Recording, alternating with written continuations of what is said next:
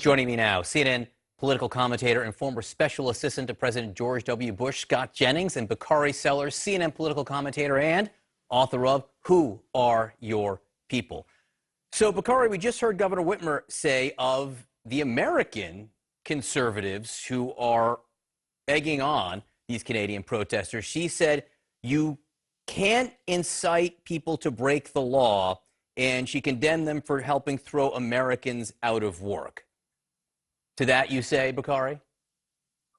Yeah, I mean, this is a very interesting line that Governor Whitmer is walking. I mean, you have to understand the ability for individuals to protest freely and to protest without interference. But what Governor Whitmer is saying is when those protests flow over into disrupting the lives of everyday Americans, then that has to be put to a stop.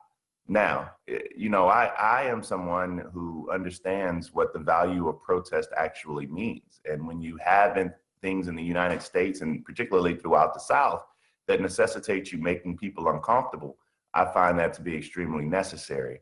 I'm not going to speak out of both sides of my neck and condemn individuals who want to protest and make things uncomfortable on one side and then say it's bad on the other, although I disagree with it. That's a thin line, and that's a line that individuals are going to try to walk. I mean, you see the hypocrisy coming from Fox News. I mean, when we march and protest when a black man is unarmed and killed, you know, they throw a hissy fit. But today they want to encourage more of it. I mean, you know, this is the land of the free. Protest and fix the problem and see if we can get people to agree on a solution. Scott?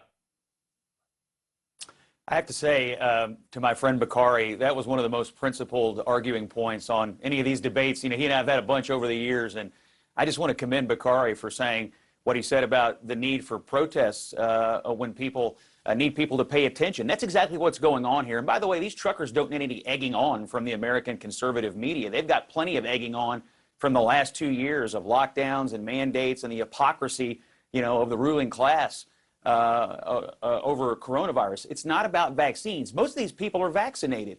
It's about the overall hypocrisy of the elites in the laptop class. They've had enough. And this has nothing to do, in my opinion, with being egged on. So I just want to commend you again, Bakari. That is a principled view. I don't think a lot of people on the left are going to take the same view. People are saying this protest is bad when we had $2 billion in damage caused in the summer of 2020, and now we're worried about economic impact of protests. I think protests and civil disobedience have had a long and necessary history in free societies, and this may join those ranks.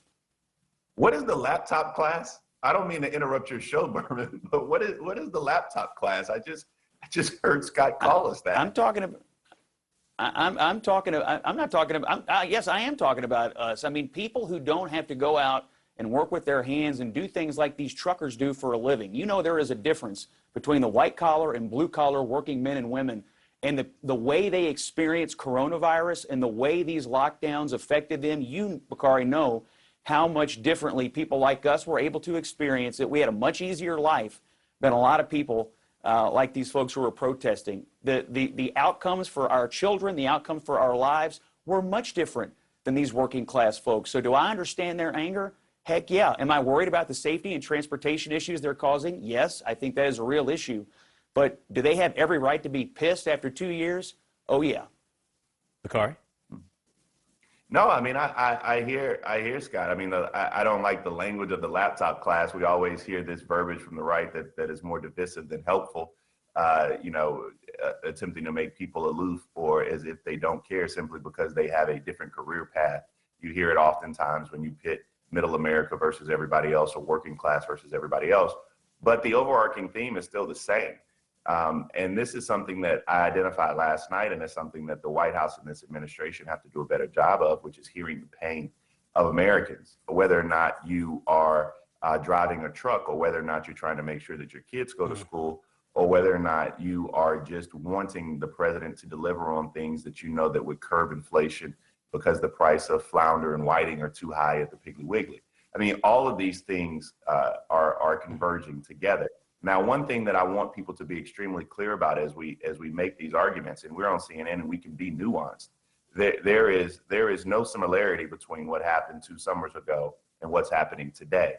What I will tell you, however, is that civil disobedience is a righteous act in civil disobedience, even if I disagree with it and think that your premise for it is wrong. But civil disobedience is as American can be. You were talking, everyone's talking about the pain that Americans are feeling. And one of the things that people are feeling is inflation. And I quickly want to play an exchange that President Biden had with Lester Holt last night. Listen. I think it was back in July, you said inflation was going to be temporary. I think a lot of Americans are wondering what your definition of temporary is. Well, you're being a wise guy with me a little bit, and I understand that's your job. When can Americans expect some relief from this soaring inflation? According to Nobel laureates, 14 of them that contacted me and a number of corporate leaders, it's ought to be able to start to taper off as we go through this year. In the meantime, I'm going to do everything in my power to deal with the big points that are impacting most people in their homes. I want you both quickly on this, starting with you, Bakari, because you were just talking about criticism of the administration maybe not feeling some of the different types of pain that Americans are. What did you think of that response? Yeah, it was a terrible answer, and I would tell them that if they were looking me in the face. The fact is that nobody that Scott and I are talking about want to hear what Nobel laureates actually say about the problem. In fact, in that answer, we would hear more about the solutions, or maybe if there are no, and look, inflation ain't caused by Joe Biden. We know why we have inflation. Inflation is because we were home for a year. Inflation is because we went through this COVID period. But the problem is yours to fix now. And so we rather hear solutions or simply, I feel your pain, which is a better answer than whatever economist from Wharton decided to tell whoever. Scott, Bakari's making it very hard for you to get angry at him this morning. Oh, I know. Well, I know. I sort of want to come down to. I just want to come down to South Carolina and go out to breakfast, Bakari. I feel like you and I are having quite a moment here.